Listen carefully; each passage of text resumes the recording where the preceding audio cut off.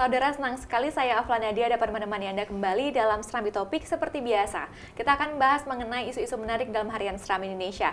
Dan sudah hadir bersama saya Bung Zainal Arifin Amnur, Manajer Multimedia Harian Serambi Indonesia. Kita sapa terlebih dahulu. Selamat pagi, Bung Zainal. Pagi, Nana.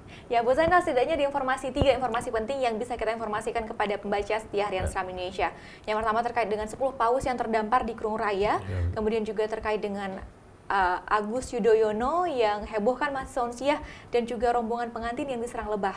Ya. 3 informasi ini yang sangat penting untuk kita informasikan. Saya ingin ke informasi pertama, Bung, terkait dengan 10 paus yang terdampar di Kurung Raya. Terkait informasi ini seperti apa informasi yang kita dapatkan?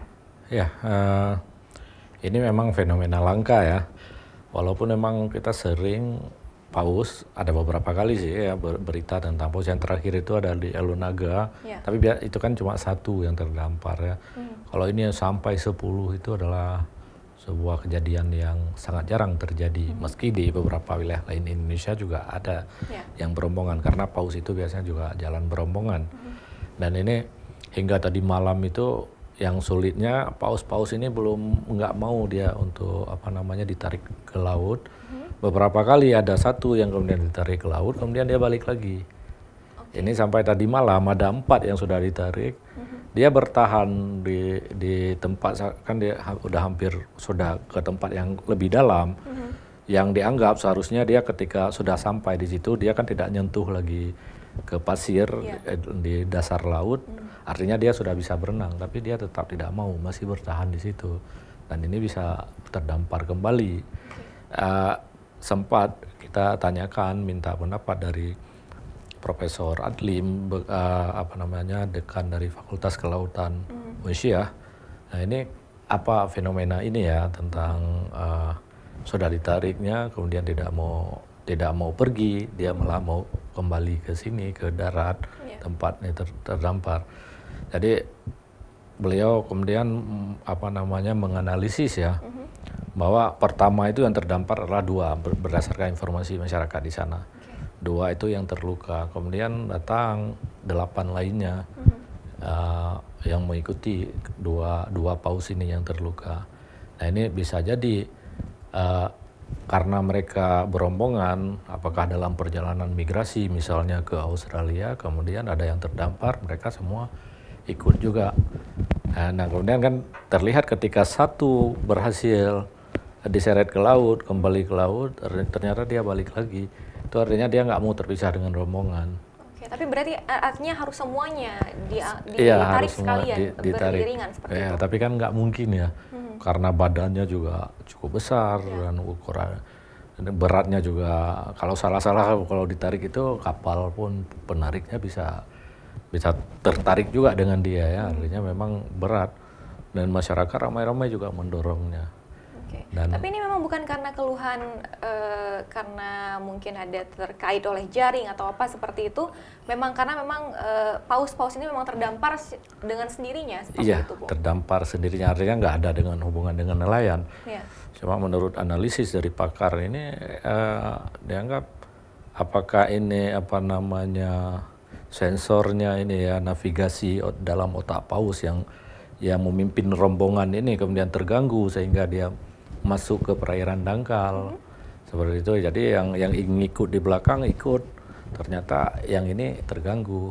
Jadi kemudian paus ini juga punya sensor yang kemudian ketika masuk ke perairan dangkal, terlalu banyak suara-suara di bawah laut itu yang membuat sensornya terganggu sehingga dia terdampar ke pantai. Seperti itu. Menarik sekali ya, dan ini juga informasi baru untuk saya pribadi seperti itu, karena saya baru tahu bahwa paus ternyata berombongan itu untuk migrasi. Dari satu tempat ke tempat lainnya. Baik, informasi terkait dengan ini bisa Anda baca secara lengkap dalam Harian Serambi Indonesia tentunya.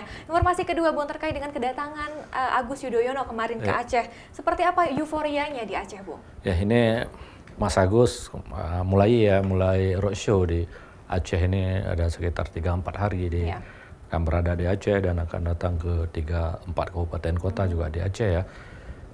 Kemarin itu sudah mulai melakukan pertemuan di Gedung Dayan Dawud di Unsiah ya.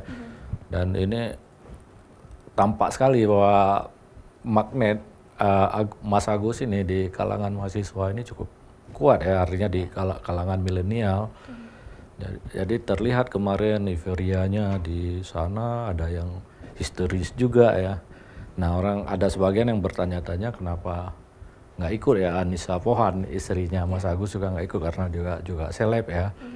Nah kemudian ada sebagian mahasiswa ketika ditampakkan video, kemudian Mas Agus sangat mesra dengan Anissa Pohan, dengan istrinya. Nah sebagian malah kecewa ini. Ya, seharusnya mereka sadar ya bahwa Mas Agus ini sudah beristri. Seperti itu. Jadi ini ada pertemuan kemarin. Jadi yang menariknya kan di situ ya, karena pertemuannya dengan milenial, dengan anak muda ya. Setelah di Unsia juga melakukan pertemuan dengan ya bisa dikatakan dengan selebgramnya Aceh ya. Di Museum Tsunami, mungkin Nana ikut juga ya di selebgram.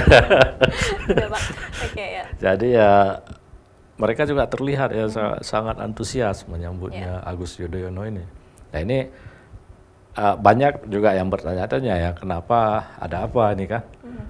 Agus Yudhoyono ke Aceh ini kemudian pakai pakaian Aceh. Jadi kalau misalnya kita lihat di medsos pun cukup banyak memperbincangkan, dan kita pantau di Serambi News ketika berita-berita ini cukup banyak juga pembacanya. Di medsos juga jadi pembicaraan, meski sebagian memang yang mengkritik atau yang menganggap ini sedang pencitraan, dia mau 2019 mau jadi cawapres segala macam, tapi dengan segala macam kontroversi ini cukup menarik. Di balik semua itu tapi ternyata pesona dari Agus Yudhoyono ini cukup memikat kids zaman now ya di Banda Aceh ya, Bu. Baik, kita beralih ke informasi yang ketiga, Bung, terkait dengan rombongan pengantin diserang lebah. Kawanan lebah, seperti apa informasi ini? Ya, ini agak miris ya. Walaupun memang langka juga ini kejadiannya ya. Jadi serombongan orang pengantin perempuan ini di Aceh Tengah, di Bener Meriah, setelah pulang dari mengantar pengantin, artinya sudah kalau kita katakan intak darah baru ya, intak darah baru, pulang dari sana di tengah perjalanan tiba-tiba dihadang ribuan lebah. Dan diserang ini rombongan ini, ada sekitar 6 orang yang kemudian harus masuk rumah sakit. Nah ini kenapa kita angkat juga, ini cuma berita menarik ya. Menarik untuk dibaca, masih ada kejadian seperti ini. Dan kalau dulu memang ini berita biasa kalau di perkampungan di Aceh.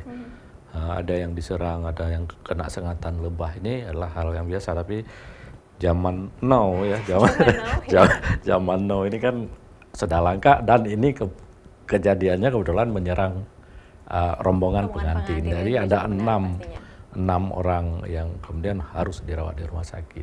Baik, terkait 3 informasi tadi yang sudah kita bahas dalam Serambi Topik, secara rinci bisa Anda baca dalam harian Serambi Indonesia dan juga secara online dalam www.aceh.tribunnews.com. Terima kasih Bu Zainal untuk waktunya hari ini. Saudara, demikian perbincangan kita dalam Serambi Topik. Saya Afra Nadia. Assalamualaikum warahmatullahi wabarakatuh.